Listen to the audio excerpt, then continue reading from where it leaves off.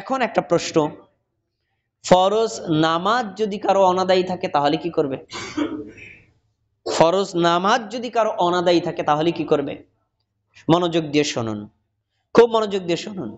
কেউ যদি ঋণগ্রস্ত হয়, ঋণের টাকা দিলে আদায় হবে, হাদিস আছে। কেউ যদি হজ করতে না পারে, হজ কাউকে দিয়ে আদায় করলে হজ হবে, হাদিস আছে। কেউ যদি রোজা রাখতে না পারে, রোজাটা কারো পক্ষ থেকে আদায় করে দিলে রোজা হবে। কিন্তু নামাজ না পড়ে মারা গেলে, কেউ যদি নামাজ পড়ে দেয় নামাজ মাফ হবে, কোনো হাদিস নাই। নামাজ এমন একটা ইবাদত, এটার বিকল্প কেউ নাই। আপনার নামাজ আপনারই পড়তে হবে, আপনার নামাজ আমি পড়ে দিলে কোনো উপকার হবে না। এজন্য আমরা যারা নিজেদেরকে মুমিন বলে দাবি করি, মুসলিম বলে দাবি করি, কোন সময়ের জন্য নামাজ পরিত্যাগ করা যাবে না। কারণ নামাজের কোনো বিকল্প হয় না, নামাজের জন্য কাউকে ভাড়া করা যায় না, নামাজের জন্য টাকা পয়সা দিলে নামাজ আদায় কখনো হবে না। আচ্ছা, এবার মৃত ব্যক্তির জন্য আমাদের গুরুত্বপূর্ণ বিষয় হলো, মৃত ব্যক্তির জন্য আমরা দান করব। কেউ যদি মারা যায়, আমার বাবা, আমার মা, আমার দাদা বা দাদি কেউ যদি মারা যায়, আমার দায়িত্ব হচ্ছে ওই তার পক্ষ থেকে দান করা। এখানে দুটো হতে পারে। ধরেন আমার বাবা মারা গেছেন, 50 লাখ টাকা রেখে গেছেন, আমি 50,000 টাকা দান করে দিলাম, ওই বাবার টাকা, তাতে তিনি নেকি পাবেন। অথবা বাবা 1 টাকাও রেখে যায় নাই, আমি আমার নিজের পকেট থেকে, নিজের ইনকাম থেকে 50,000 টাকা দিলাম, তাতেও নেকি পাবেন। কারণ আমি আমার বাবারই একজন, বাবার পক্ষ থেকে আমি দিলে একটা আদায় হয়ে যাবে। এখন শুনুন, যে মানুষ মৃত্যুবরণ করার পর আমরা যদি চাই মৃত ব্যক্তির কবরের আযাব থেকে মুক্তি পাক, জাহান্নামের আযাব থেকে মুক্তি পাক, মৃত ব্যক্তি জান্নাতে তার মর্যাদা বৃদ্ধি পাক, মৃত ব্যক্তি নেকি পাক, এই ইসালে সওয়াবের যতগুলো মাধ্যম আছে, সর্বশ্রেষ্ঠ মাধ্যম হলো দান করা, সবচেয়ে শ্রেষ্ঠ মাধ্যম। এর চাইতে কোনো উত্তম আর মাধ্যম নাই। দলিল নেন, সূরা মুনাফিকুন 9 নম্বর, 10 নম্বর, 11 নম্বর, 3টা আয়াত আছে। প্রথম আয়াতে আল্লাহ বলেছেন, ইয়া আইয়ুহাল্লাযীনা আমানু লা তুলহিকুম আমওয়ালুকুম ওয়ালা আওলাদুকুম আন যিকরিল্লাহ। এ মুমিনগণ শোনো, তোমার সম্পদ আর তোমার সন্তান যেন আল্লাহর জিকির থেকে তোমাকে বিরত না রাখে। আল্লাহর জিকির কি? নামাজ, রোজা, হজ, যাকাত, আল্লাহর ইবাদত, আমলে সালেহ। তোমার সন্তান যেন আমল থেকে বিরত রাখতে না পারে, তোমার সম্পদ যেন এগুলো থেকে বিরত রাখতে না পারে। টাকা ইনকাম করতে যদি নামাজ বাতিল হয়ে যায়, তাহলে এই টাকা ইনকাম তোমাকে ক্ষতির মধ্যে ফেলে দিবে। তো সতর্ক করেছেন, সন্তান যেন তোমাদেরকে আল্লাহর জিকির থেকে বিরত না রাখে, সম্পদ যেন তোমাদেরকে আল্লাহর জিকির থেকে বিরত না রাখে। যদি রাখে, তাহলে লোকটা ক্ষতিগ্রস্তদের অন্তর্ভুক্ত হবে পরকালে। প্রথম আয়াত। পরের আয়াত, ওয়ানফিকু মিম্মা রাযাকনাকুম মিন ক্বাবলি আইয়াতিয়া আহাদাকুমুল মাউত। শোনো, তোমাদের মরণ আসার আগে আমি তোমাদেরকে যে রিজিক দিয়েছিলাম, টাকা হতে পারে, জমি জমা হতে পারে, অথবা দান হতে পারে, পাঠ হতে পারে, এই রিজিক থেকে তোমরা আমার রাস্তায় দান করো। কেন জানো? কেন দান করবা জানো? এখন তুমি অনুভব করতে পারবে না, যখন মালাকুল মাউত তোমার সামনে আসবে তোমার জানটা কবজ করার জন্য, তখন তুমি বুঝতে পারবা দান করার গুরুত্ব কত বেশি। তখন তুমি বুঝতে পারবা দানের গুরুত্ব কত বেশি। তখন তুমি আফসোস করবা। আফসোসের শব্দটা আল্লাহ কোরআনে উল্লেখ করেছেন। কি উল্লেখ করেছেন? শোনো, এরপরে যখন তোমার কাছে মালাকুল মাউত আসবে, তখন তুমি আল্লাহর কাছে বলবা, লাউলা আখরতানি ইলা আজালিন করিব। আল্লাহ, আপনি আমার একটু সময় দেন। মালাকুল মাউত একটু বলেন আমার 5টা মিনিট যেন আমার জানটা কবজ করে। মানে 5 মিনিট সময় না দেন আল্লাহ, আমার 1টা মিনিট সময় দেন, আমি এই 1টা মিনিট বেঁচে থাকি, ওই 1 মিনিটের মধ্যে আমি দান করব। ওয়াকুম মিনাস সলিহিন, দান করে আমি আপনার নেককার বান্দাদের অন্তর্ভুক্ত হয়ে যাব। আয়াত প্রমাণ করে, আয়াত প্রমাণ করে এই আয়াত প্রমাণ করে মৃত্যুর আগে কেউ যদি বেঁচে থাকতে দান করে, মৃত্যুর সময় তার এত উপকার হয়, এত উপকার হয়, মৃত্যুর সময় সে আরো দান করতে চায়, কিন্তু সময় কি দেওয়া হবে? হবে না। হবে কিনা পরের আয়াতে বললেছেন কি, ওয়ালাইয়ুখিরাল্লাহু নাফসান ইযা জাআ আজালুহা আল্লাহু খবীরুম বিমা তাসনাউন। শোনো, মৃত্যু যদি এসে যায়, 1 সেকেন্ড পরেও হবে না, 1 সেকেন্ড আগেও হবে না। আল্লাহ যে টাইমে, যেই কয় মিনিটে, যে কয় সেকেন্ডে লিখেছেন, ঠিক মালাকুল মাউত তখনই তোমার জানটা কবজ করবেন।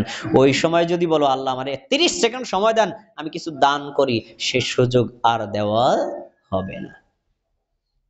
আয়াত প্রমাণ করে মৃত ব্যক্তির জন্য দানের চাইতে শ্রেষ্ঠতম ইসালে সওয়াবের আর কোন মাধ্যম হতে পারে না, পারে না, পারেই না। কিন্তু দেখেন, আমরা দানের ব্যাপারে খুব কণ্ঠাবোধ করি। মৃত ব্যক্তি মারা গেলে তার পক্ষ থেকে দান করতে চাই না, কিন্তু তার চাইতে আরো 1000 গুণ বাড়িয়ে আমরা অন্য খরচ করি, কিন্তু দান করতে চাই না। আচ্ছা, গেল আয়াত, এবার নেন হাদিস। আবু হুরায়রা রাদিয়াল্লাহু তাআলা আনহু বলেন, আন্না রাজুলান ক্বালা লিন-নাবিয়্যি, একজন ব্যক্তি আমাদের নবীকে বললেন, ইন্না আবি মাতা, আমার বাবা মারা গেছেন, ওয়া তারাকা মালান, তিনি কিছু সম্পদ রেখে গেছেন, ওয়ালাম ইউসি, কিন্তু কোনো ওসিয়ত করে যান নাই। উদাহরণস্বরূপ ধরেন আমার বাবা মারা গেলেন, 10 লাখ টাকা রেখে গেছেন।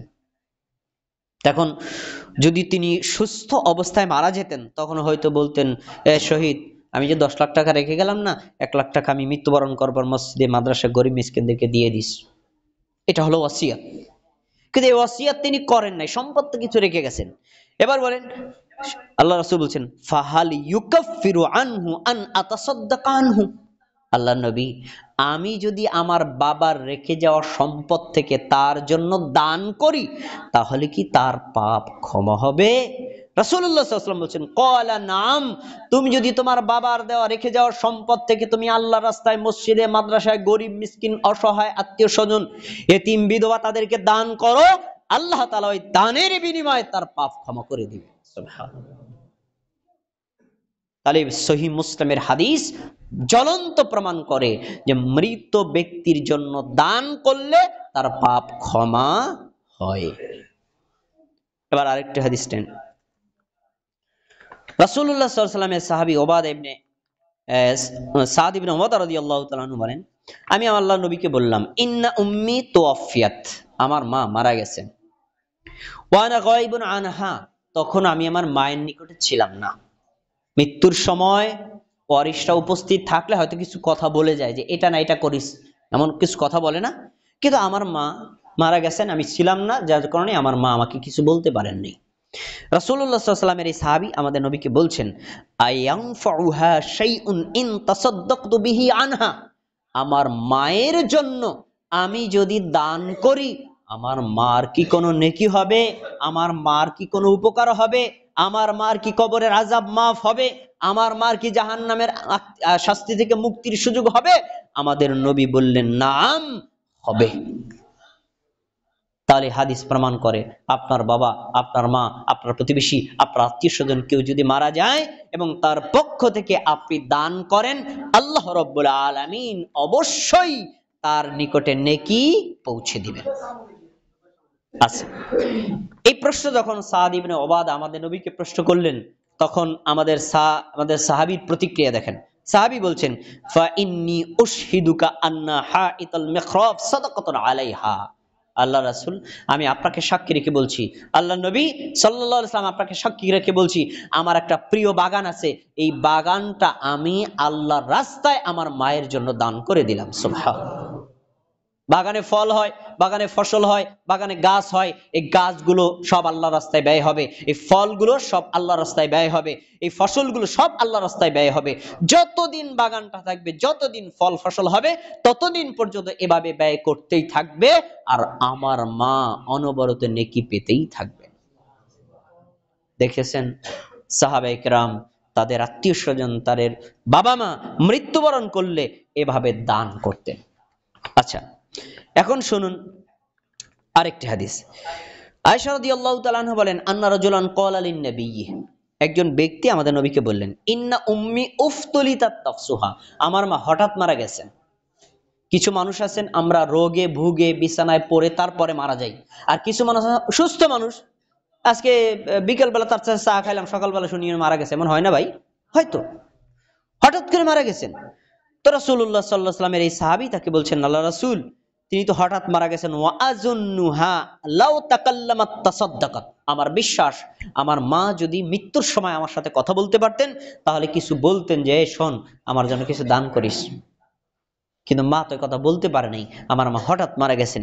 এখন এই সাহাবীর প্রশ্ন দেখেন, যে তাসাদ্দাকাত ফাহাল্লাহা আজরুন ইন তাসাদ্দাকতু আনহা, আল্লাহর নবী, আমি যদি আমার মায়ের পক্ষ থেকে দান করি, আমার মায়ের পক্ষ থেকে সদাকা করি, তাহলে আল্লাহ তাআলা কি আমার মাকে নেকি দিবেন?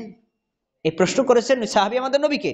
নবী সাল্লাল্লাহু আলাইহি ওয়াসাল্লাম বলছেন, ক্বালা নাম, হ্যাঁ, তুমি যদি তোমার মায়ের জন্য দান করো আল্লাহ তাআলা এই দানের নেকি তোমার মার নিকটে পৌঁছে দিবেন। সুবহানাল্লাহ। আচ্ছা, এবার দানের গুরুত্ব সম্পর্কে আরেকটা হাদিস বলবো, একটু খেয়াল করে শুনেন। আদি ইবনে হাতেম রাদিয়াল্লাহু তাআলা আনহু বলেন, রাসূলুল্লাহ সাল্লাল্লাহু আলাইহি ওয়াসাল্লাম বলেন, মা মিনকুম মিন আহাদিন ইল্লা সায়ুকাল্লিমুহুল্লাহু লাইসা বাইনাহু ওয়া বাইনাহু তুরজুমান, অচিরেই তোমরা প্রত্যেকে কিয়ামতের দিন আল্লাহর সাথে কথা বলবা। আরবি জানো আর নাই জানো, আল্লাহ তাআলা আরবিতে প্রশ্ন করবেন, আরবিতে উত্তর দিবেন, তুমি সেদিন আরবিতে বলতেও পারবা, আরবিতে উত্তর দিতেও পারবা। এমন কোন মানুষ নাই যে সবার সাথে আল্লাহ কথা বলবেন আর ওই বান্দাও আল্লাহর সাথে কথা বলবে, সবাই আল্লাহর সাথে কথা বলবে। তখন এই আল্লাহ এবং বান্দার মাঝখানে কোনো অনুবাদক থাকবে না, ট্রান্সলেটর থাকবে না যে আল্লাহর কথা আপনাকে বুঝিয়ে দিবেন, আল্লাহ যা বলবেন সবই আপনি বুঝবেন। তখনকার পরিস্থিতি শোনেন, রাসূলুল্লাহ সাল্লাল্লাহু আলাইহি ওয়াসাল্লাম বলেন, ফায়ানজুরু আইমানা মিনহু ফালা ইয়ারা ইল্লা মা কদ্দামা, এই বান্দা ডান দিকে তাকাবে, ডান দিয়ে তাকিয়ে দেখবে ও দুনিয়াতে যে সকল আমলগুলো করেছিল এগুলো ওর সামনে, হয়তো খারাপ আমল ওইটাও ওর সামনে, ভালো আমল ওইটাও ওর সামনে। আচ্ছা, তারপরে দেখেন, ওয়ায়ানজুরু বাইনা আশিয়ামা, লোকটা বাম দিকে তাকাবে, বাম দিয়ে তাকাবে, দুনিয়াতে যত আমল করেছিল খারাপ আমল ভালো আমল সবই তার সামনে দেখবে। তাহলে ডানে তাকালো বামে তাকালো। এবার একটু খেয়াল করেন, সামনে বলছেন কি, ওয়ায়ানজুরু বাইনা ইয়াদাইহি, লোকটা সামনে তাকাবে, সামনে তাকানো, ফালা ইয়ারা ইল্লান নার, সামনে দেখবে আগুন ধা ধা করে তার কাছে, আগুন তাকে ধাউ ধাউ করে পোড়ানোর জন্য আসতেছে, আগুন তাকে গ্রেফতার করার জন্য আসতেছে, আগুন তাকে পোড়ানোর জন্য আসতেছে। তখন আল্লাহ রাসূল বলছেন, ওই যে ধা ধা করে আগুন আসতেছে না, শোনো তোমাদেরকে আমি একটা পদ্ধতি বলি, ফাত্তাকুন নারা ওয়ালাউ বিশিক্কি তামরা, ওই আগুন নিবানোর একটা মাধ্যম আছে, তোমাদের কাছে যদি একটা খেজুরের আটি পরিমাণও থাকে আর ওইটা দান করো, ওই দানটা করলে আগুন নিভে যাবে। সুবহানাল্লাহ। ভাই, খেজুরের আটি এটা কত বড় সম্পদ, খুব দামি সম্পদ। তার মানে সামান্য একটা জিনিস আপনি যদি আল্লাহর রাস্তায় দান করেন, আপনার নেকি যদি শুদ্ধ হয়, আপনার আয় যদি হালাল হয়, এই দানটা আল্লাহ তাআলা দান করার সাথে সাথে জাহান্নামের আগুন নিভিয়ে দিবেন। আপনার বাবা মারা গেলে, আপনার মা মারা গেলে, আপনার প্রতিবেশী মৃত্যুবরণ করলে, আপনার আত্মীয়স্বজন মৃত্যুবরণ করলে শ্রেষ্ঠতম মাধ্যম হলো দান করা। দানের চাইতে বিকল্প কোনো রাস্তা নাই। আপনি যাই করেন না কেন, দান হলো অ্যাকশনমূলক, দান করবেন, জাহান্নামের আগুন বন্ধ। তাহলে বলেন তো, আমরা কি আমাদের আত্মীয় স্বজন পিতামাতা তারা মৃত্যুবরণ করলে তাদের নেকি হোক, জাহান্নাম থেকে মুক্তি পাক, কবরের আযাব থেকে মুক্তি পাক, এটা আমরা চাই নাকি চাই না? তাহলে আমাদেরকে দান করতে হবে, এটাই আমাদের সবচেয়ে বড় কাজ, দান করা। আচ্ছা, এরপরে আমি আরেকটা কথা বলবো, সেটা হলো দান দুইটা মাধ্যমে করা যায়, একটা হলো অস্থায়ী আর একটা হলো স্থায়ী। অস্থায়ী আর হলো স্থায়ী। দান যদি আপনি অস্থায়ী ভাবে করেন নেকি পাবেন অস্থায়ী, দান যদি আপনি স্থায়ী ভাবে করেন নেকি পাবেন স্থায়ী। তো কিভাবে, আমি একটা উদাহরণ দিই। ধরেন আমি আপনাকে 500 টাকা দিয়ে দিলাম, আপনি 500 টাকা ব্যাংকে আপনি খাইলেন, আপনার পরিবার অসহায় মানুষ, অবশ্যই আমি নেকি পাবো। আরেকটা হলো, ধরেন আমি আপনাকে একটা কোরআনের একটা তাফসিরের কিতাব কিনে দিলাম, হাদিসের একটা কিতাব কিনে দিলাম, বা ইসলামের একটা বই কিনে দিলাম, ভাই নেন বইটা পড়েন।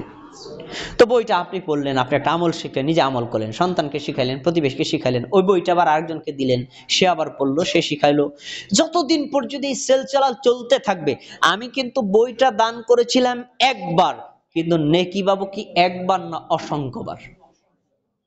তাহলে দানের দুইটা মাধ্যম, একটা হলো অস্থায়ী, এটা হলো স্থায়ী। স্থায়ী যেটা, এটাকে আরবিতে বলা হয় সদাকাতুল জারিয়া, সদকা জারিয়া। আপনার আলেমদের মুখে শোনেন নাই সদকা জারিয়া? শোনেন নাই? সদকা জারিয়া মানে প্রবাহিত দান। দান করবেন একবার, নেকি পাবেন অগণিত অসংখ্যবার। এই হাদিসটা আপনাদের জানা থাকার কথা, তারপর আমি একটু বলে দিচ্ছি। সহিহ মুসলিমের হাদিস, রাসূলুল্লাহ সাল্লাল্লাহু আলাইহি ওয়াসাল্লাম বলেছেন, ইদা মাতাল ইনসানু, মানুষ যখন মরে যায়, ইনকতা আনহু আমালু, মৃত্যুর সাথে সাথে তার সব আমল বন্ধ।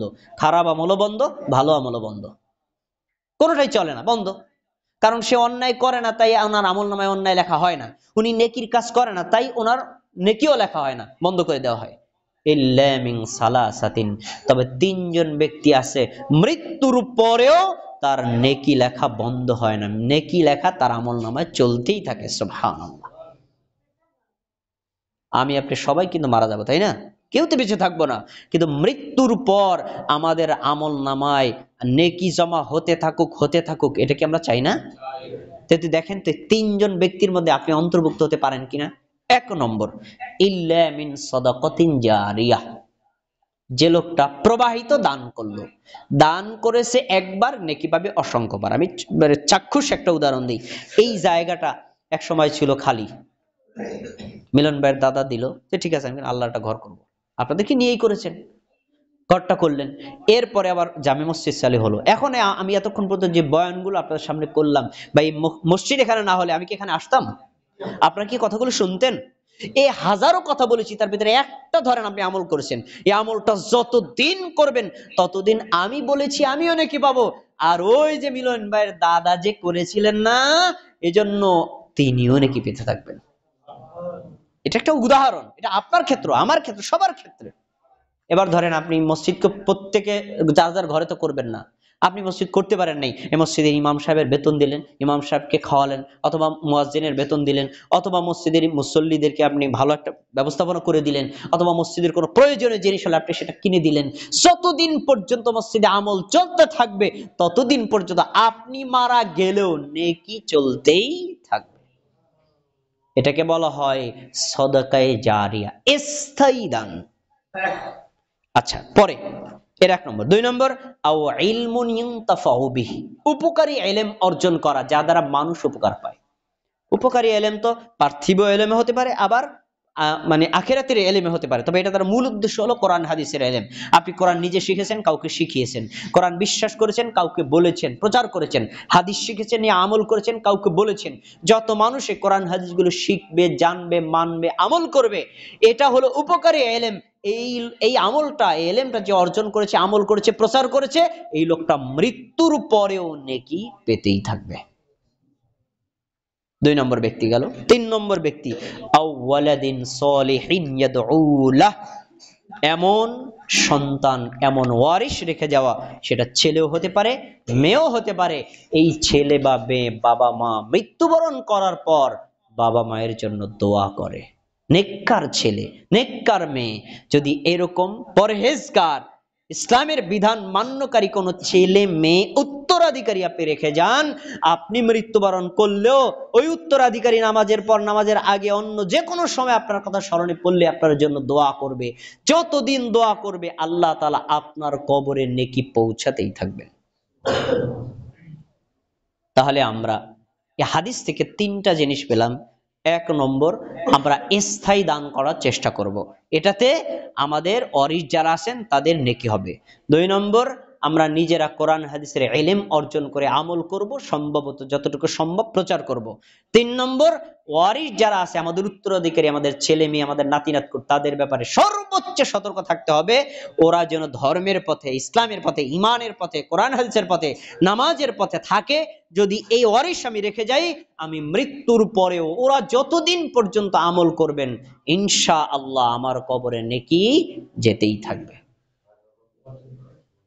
এই মৃত ব্যক্তির মৃত্যুবরণ করার পর ইসালে সওয়াবের যে মাধ্যমগুলো আছে, আমি এর একটা অংশ আজকে আলোচনা করলাম। ইনশাআল্লাহ আগামী মাসের জুমায় যদি আসি তখন বাকি কথাগুলো বলা হবে। আজকে যা বলেছি এক নজরে জেনে নেন যারা প্রথমে আসেন নাই। 1 নম্বর, মৃত ব্যক্তি মৃত্যুবরণ করলে তার ঋণ থাকলে আমরা ঋণ পরিশোধ করে দিব, এতে তার নেকি হবে। 2 নম্বর, মৃত ব্যক্তি যদি কোনো হজ আদায় করতে না পারেন বদ্যি হজ করে দেন, নেকি হবে। 3 নম্বর, মৃত ব্যক্তি যদি মানতি কোনো হজ থেকে থাকে আদায় করে দেন, নেকি হবে। 4 নম্বর, মৃত ব্যক্তি যদি কোনো ফরজ রোজা না করে মারা যান, সেটা যদি ওয়ারিশরা রেখে দেন তাহলে তার নেকি হবে। আর 5 নম্বর হলো মৃত ব্যক্তির জন্য বেশি বেশি দান করতে হবে। যদি আমরা মৃত ব্যক্তির জন্য দান করি তাহলে ওই মৃত ব্যক্তির জন্য ইসালে সওয়াব বা নেকি হবে ইনশাআল্লাহ। আমরা পরবর্তী জুমায় ইনশাআল্লাহ বাকি অংশগুলো জানার চেষ্টা করব। আল্লাহ তাআলা আমাদের আমল করার তৌফিক দান করুন। ইন্নাল হামদালিল্লাহি নাহমাদুহু ওয়া নাস্তাঈনুহু ওয়া নাস্তাগফিরুহ ওয়া নু'মিনু বিহি ওয়া নাতাওয়াক্কালু আলাইহি ওয়া নাউযু বিল্লাহি মিন শুরুরি আনফুসিনা মান ইয়াহদিল্লাহু ফালা মুদিল্লা লাহু ওয়া মান ইউদ্লিলহু ফালা হাদিয়া লাহু ওয়া আশহাদু আল লা ইলাহা ইল্লাল্লাহ ওয়া আশহাদু আন্না মুহাম্মাদান আবদুহু ওয়া রাসূলুহু।